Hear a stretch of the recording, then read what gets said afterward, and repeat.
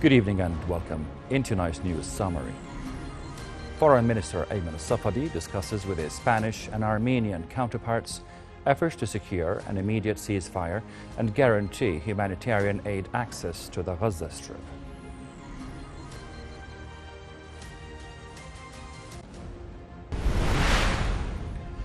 Royal Jordanian Air Force continues firefighting operations in Syria's coastal Latakia province.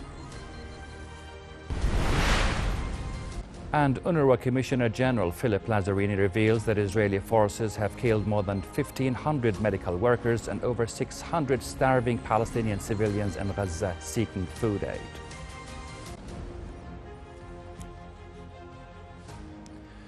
Welcome again. 2 child patients from Gaza have returned to the Gaza Strip with 5 family members after receiving medical care in Jordanian hospitals.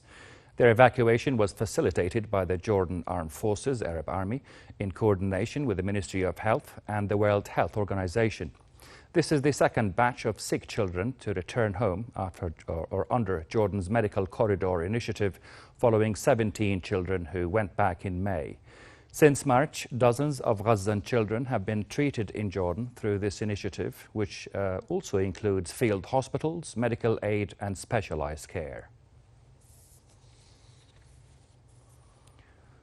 The Royal Jordanian Air Force is maintaining intensive firefighting efforts in the Syrian coastal province of Latakia, where wildfires have persisted across multiple regions for the 7th consecutive day. In coordination with Syrian civil defense teams, Jordan has deployed 2 Black Hawk helicopters to help contain the rapidly spreading fires in forested and mountainous areas. The mission is part of Jordan's broader humanitarian assistance to Syria, aiming to curb the blaze's expansion and reduce its impact on communities and ecosystems. Both aerial and ground firefighting units continue to operate around the clock in an effort to protect lives, property and natural reserves. Foreign Minister Ayman al-Safadi has discussed with Spanish Foreign Minister José Manuel Álvarez efforts to achieve a complete ceasefire in Gaza. In a phone call, the 2 ministers affirmed their support for the Egyptian, Qatari and US efforts to reach a ceasefire agreement and end the humanitarian catastrophe by opening all crossings for immediate aid access. The 2 sides also reaffirmed the strong partnership between Jordan and Spain and their commitment to further developing bilateral relations.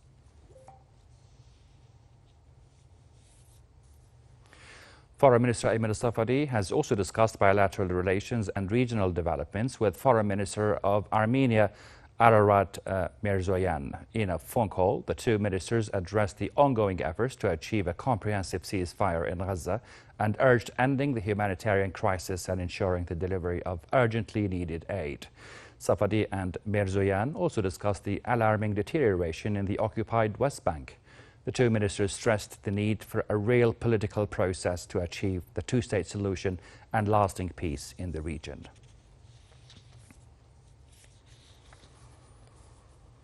In the Gaza Strip, the Health Ministry says the Israeli aggression has killed 52 Palestinians and wounded 262 others just in the past 24 hours. The ministry says 8 Palestinians were killed and 74 others injured while waiting for aid near aid distribution sites of the Gaza Humanitarian Foundation over the past day.